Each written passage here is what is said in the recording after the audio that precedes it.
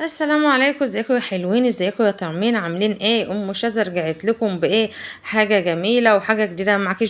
ما معكيش فلوس تجيبي دقيق؟ الدقيق غالي، اي والله الدقيق غالي علينا، والعيال عاوزين بيتزا، هنعمل ايه؟ الاختراع هنا بقى. تعالوا بقى لام شذا تقول لكم ايه الحاجه الجميله دي والاختراع الجميل دي. بس كان جميل، خليكي معايا خطوه خطوه، مش هنتكلف حاجه، مش هناخد حاجه، حاجات باقل التكاليف، وهنوفر، يعني هنوفر. وانتوا عارفين ان ام شذا بتعمل حاجات على قد الايد، ورجعت لكم بحاجه جميله. طيب انت بتعملي ايه يا ام شاذه؟ بتطبخي ايه يا ام شاذه؟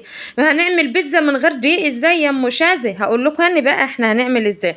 جبت عيش، عندي رغيفين بايتين كده، هنرميهم مش هنرميهم؟ تعالي يلا يا بطه، بلنا رغيف العيش ميه بسرعه، حطيت عليه شويه صلصه من بتاع البيتزا الجميله. في فيديو تاني هقول لكم ازاي احنا بنعمل الصلصه الجميله دي. وشويه جبنه موتزاريلا هوب، ورغيف تاني، وبلناه ميه، وحطينا الصلصه، وحطينا الجبنه، وزقناه في الفرن. غرمنا حاجه؟ ما غرمناش حاجه. خدت وقت يا ام شاذه والنبي، ما فيش يجي 5 دقايق، لان انا كنت بعمل اصلا بيتزا، وجت لي الفكره دي، قلت والله العظيم لا عاملاها وما انا حارمه حبايبي من حاجه.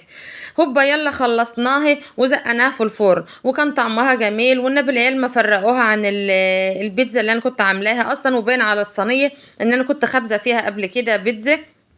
يعني هنوفر. ما معنيش نجيب دقيق، نشغل مخنا ونتصرف شوية. مستعجلة جاية من الشغل ومحتارة تعملي ايه، والعيال جعانين وعاوزين نتغدي، على طول رغيفين عيش وشوية صلصة عندك. حطي بقى، حطي اللي انت عاوزاه بقى. حطي، شوفي طلعت من الفرن حلوه ازاي. حطي زيتون، وحطي جبنه، حطي فلفل، حطي بصل، حطي لحمه، حطي اللي متاح عندك حطيه عليها، وهيبقى حاجه فل. بس ايه، بس اللي انا هنا عندي ولادي معقدين كده، وعقدوني وكرهوني في الاكل كله. عيالي مش عاوزين، عملت بيتزا احط بس جبن، والصلصه اللي انا بعملها دهيت بس. فانا عاملاها طبعا حسب ما العيال بيحبوه، انت بقى اعملي زي ما عيالك بيحبوه. المهم ان الفكره عندك، انا وصلت لك الفكره. تعملي، انا عملت رغيفين بس طبقتين، عاوزه تعملي كذا طبقه معاكي بكذا رغيف اعملي.